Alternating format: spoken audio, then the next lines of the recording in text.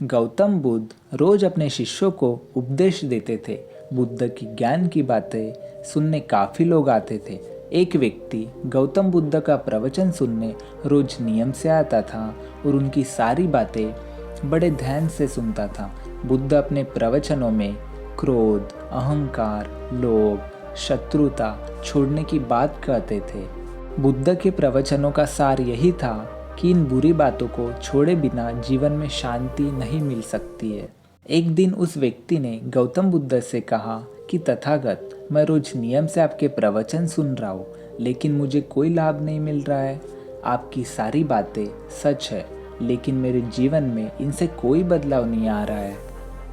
बुद्ध ने उस व्यक्ति से पूछा कि तुम कहाँ रहते हो। उसने जवाब दिया कि मैं श्यामनगर में रहता हूँ। बुद्ध ने पूछा, ये जगह यहाँ से कितनी दूर है।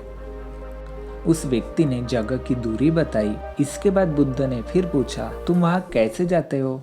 व्यक्ति ने बताया कि कभी घोड़े पर, कभी बैलगाड़ी पर, तो कभी पैदल जाता हूँ।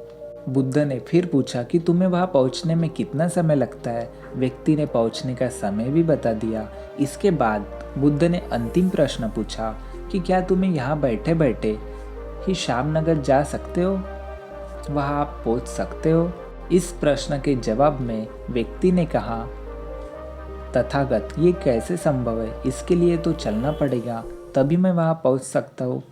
बुद्ध बोले कि हम चलकर ही अपने लक्ष्य तक पहुँच सकते हैं। ठीक इसी तरह जब तक हम अच्छी बातों का पालन नहीं करेंगे, उन पर चलेंगे नहीं, तब तक हम पर प्रवचनों का कोई असर नहीं होगा। सिर्फ अच्छी बातें सुनने से हमारा जीवन नहीं बदलता है।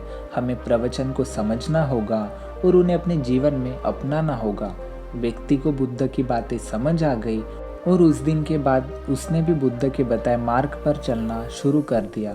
बुद्ध के प्रवचनों से व्यक्ति की सोच बदल गई और उसका मन शांत हो गया।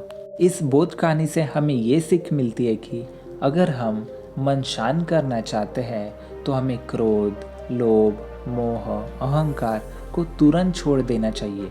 इन बुराइयों की वजह से हमारा मन अशांत रहता है, इसलिए हमें इसे त्यागना ही पड़ेगा।